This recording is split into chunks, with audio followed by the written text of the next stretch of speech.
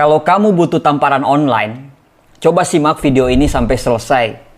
Karena kadang kita butuh dikasih tahu secara keras supaya kita mau bergerak untuk merubah hidup kita. Kadang kita pengen berubah, tapi kita nggak punya motivasi yang cukup untuk menggerakkan kita dari rebahan kita, dari kemalasan kita, yang sebenarnya kita sendiri sudah jenuh. Karena kita hanya jalan di tempat gini-gini aja, tanpa ada perubahan. Ada 8 kata-kata yang nampar banget, dan yuk kita bahas satu persatu yuk. Yang pertama, kalau lu nggak sanggup menahan lelahnya belajar, maka siap-siap untuk menahan perihnya kebodohan. Ini kata-kata yang luar biasa nampar. Kata-kata Imam Syafi'i ini saya bingkai dan saya taruh di kamar anak saya. Tujuannya cuma satu, saya pengen anak saya pada saat dia bermalas-malasan dalam belajar, maka dia cukup melihat quotes tersebut sehingga memacu dia untuk terus belajar. Karena menurut pengalaman saya, akan kelihatan sangat berbeda cara berpikir orang yang belajar dan cara berpikir orang yang tidak belajar. Coba kamu lihat deh, teman-teman kamu yang hari-harinya cuma bermain dan teman-teman kamu yang menghabiskan hari-harinya dengan belajar. Cara berpikirnya itu sangat berbeda. Kita kadang sering heran melihat ada sekatnya dalam pergaulan di masyarakat atau di sekolah kita atau di kampus kita atau di kerjaan kita. Yang pintar bergaul dengan yang pintar, sedangkan dengan yang main bergaulnya dengan yang main. Kita sampai bilang, kok kayak gitu ya? Kok ada sekat? Kok ada jarak? Ya kalau saya bilang ya emang begitu pada akhirnya. Karena burung akan selalu terbang bersama dengan bulu yang sama dan jenis yang sama. Di hidup kita yang cuma satu kali ini, please jangan jadi orang bodoh. Nanti Anda akan selalu dibodohin orang, dimanfaatkan orang, bahkan akan selalu ditipu orang. Dunia ini sangat kejam. Jadi, gak apa-apa Anda menahan lelahnya belajar. Supaya apa? Supaya nantinya Anda akan jadi pinter. Daripada Anda harus merasakan selalu menangis karena menanggung sebuah kebodohan. Tamparan yang kedua, kalau lu gak jalan sekarang, lu harus berlari besok. Tamparan ini lebih ke menunda-nunda pekerjaan sebenarnya. Hati-hati dengan kata-kata, entar deh, masih banyak waktu, santai dulu. Apalagi untuk hal-hal yang urgent. Misalnya, tugas yang dikasih dari kantor dengan deadline waktunya. Atau tugas-tugas dari sekolah atau dari kampus. Ya udah paling bener emang kalau langsung dikerjakan. Kita memiliki jadwal terukur di atas kertas. Dan dikerjakan sesuai dengan time schedule yang sudah kita tetapkan di atas kertas tersebut. Karena kalau kita nggak kerjakan sekarang, maka siap-siap besok kamu akan kerepotan sendiri. Karena harus dikejar-kejar dengan deadline waktu. Atau repot karena belum selesai pekerjaan yang ini, sudah akan ada lagi pekerjaan berikutnya. Ya jadi double ngerjainnya. Dan apa yang terjadi kalau kita mengerjakan secara buru-buru? Ya tidak maksimal dan asal jadi saja. Kalau asal jadi, akibatnya apa? Dosennya nggak puas, gurunya nggak puas, atau mungkin bosmu yang nggak puas. Akhirnya apa? Harus revisi lagi dan mengulang lagi dari awal. Akhirnya menambah pekerjaan baru. Yusuf Kala mengatakan, masalah besar lahir karena masalah kecil yang tidak terselesaikan.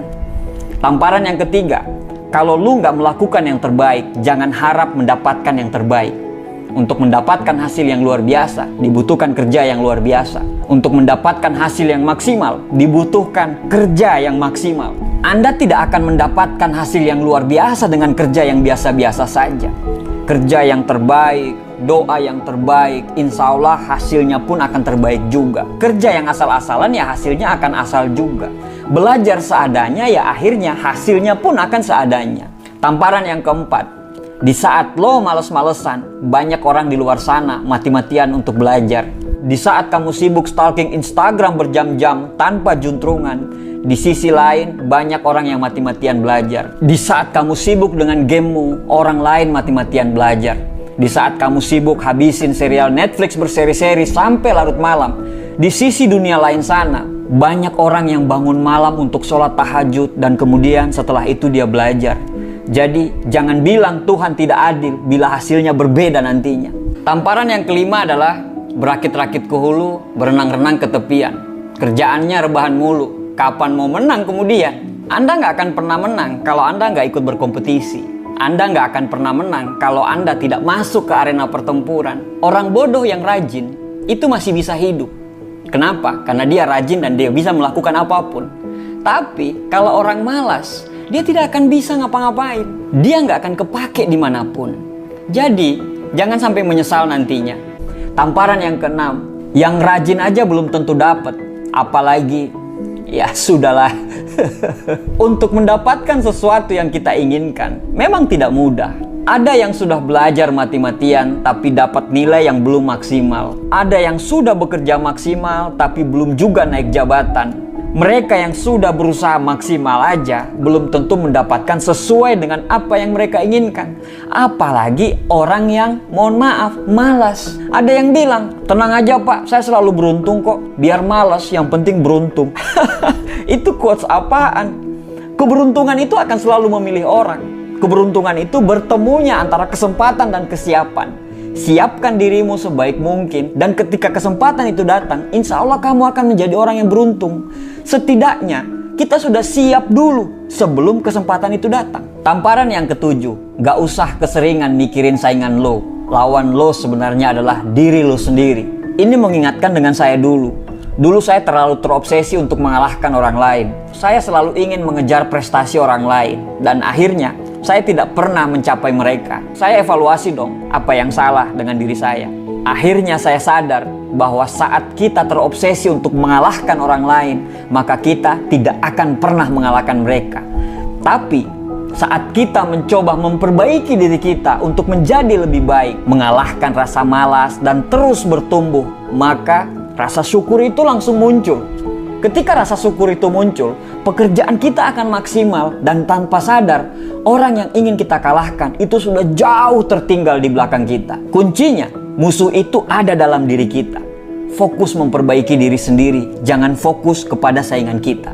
Yang kedelapan, kerjain aja, gak usah dipikirin, nanti juga selesai. Kita ini lucu, belum dikerjain sudah mikir, bagaimana nanti kalau gagal? Belum apa-apa kita udah mikir, bagaimana nanti kalau tidak berhasil? Belum ngerjain apa-apa kita udah sibuk jadi peramal yang bisa meramalkan masa depan. Kerjain aja dulu. Selalu ada resiko kegagalan kok bila kita mengerjakan sesuatu. Tapi kalau kita nggak kerjakan, 100% kegagalan akan datang. Kerjain aja dulu. Hindari semua godaan-godaan yang menghilangkan kefokusan kita. Jangan terlalu berpikir, karena kalau kamu terus berpikir, maka pekerjaanmu tidak akan pernah selesai. Dan saat kamu bergerak untuk mengerjakan pekerjaan kamu, maka lama-lama fokus akan mulai terbangun. Inspirasi-inspirasi akan mulai datang. Dan tanpa sadar, kamu sudah menyelesaikan pekerjaanmu. Ketakutan itu hanya ilusi. Bila kita bergerak mengerjakannya, maka pada saat kamu selesai mengerjakannya, kamu akan berkata, ternyata tidak semenakutkan apa yang saya bayangkan. Intinya, dari 8 tamparan ini adalah ingin merubah kita menjadi versi terbaik dari diri kita. Selalu ada maksud dari kenapa kita harus lahir di muka bumi ini. Sebaik-baiknya manusia adalah manusia yang bisa memberikan manfaat kepada orang lain. Dan untuk bisa memberikan manfaat kepada orang lain, kita dulu yang harus berubah. Mudah-mudahan 8 tamparan online ini bisa menampar kita untuk menjadi lebih baik daripada sebelumnya. Penyesalan selalu ada di belakang.